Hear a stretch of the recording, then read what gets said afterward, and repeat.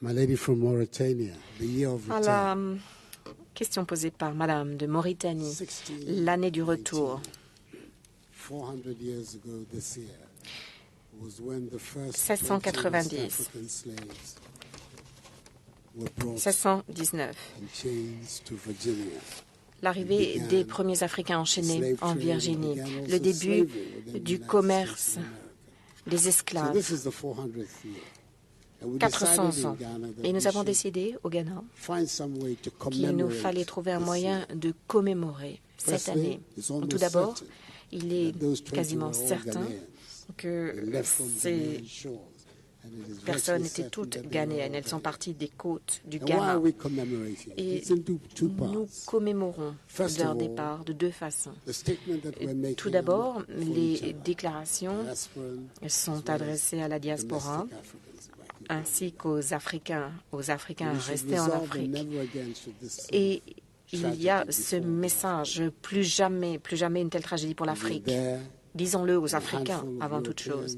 Et puis, il y a un certain nombre d'Européens, il y a une technologie qui peut nous être apportée également.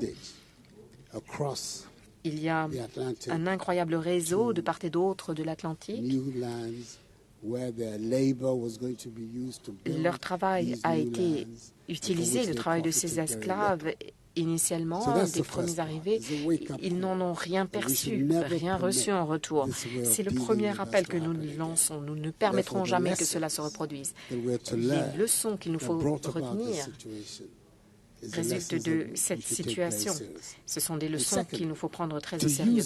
Deuxièmement, utilisons cela comme une plateforme pour renforcer la relation entre nous-mêmes et la diaspora.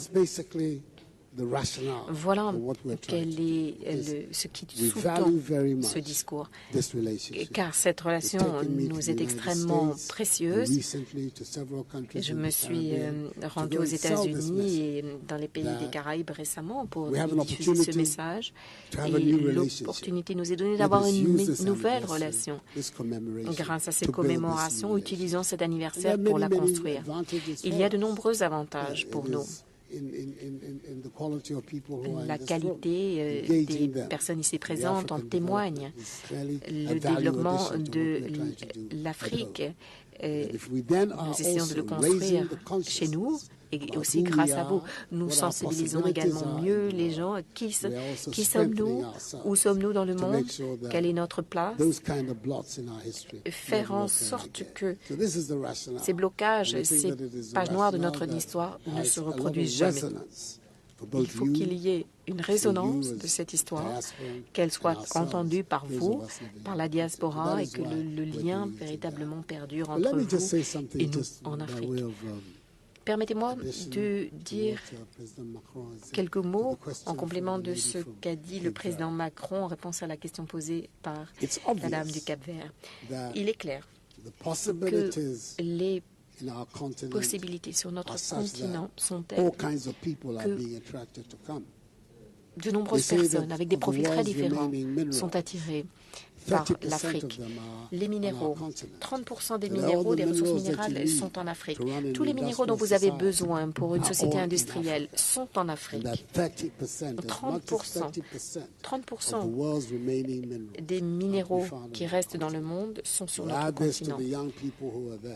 Et nous avons donc des ressources, une combinaison de ressources qui présente un grand intérêt pour tous. Ce qui est très important pour nous, c'est que nous créons aussi les conditions chez nous pour l'exploitation de ces ressources, pour que ce ne soit pas à sens unique.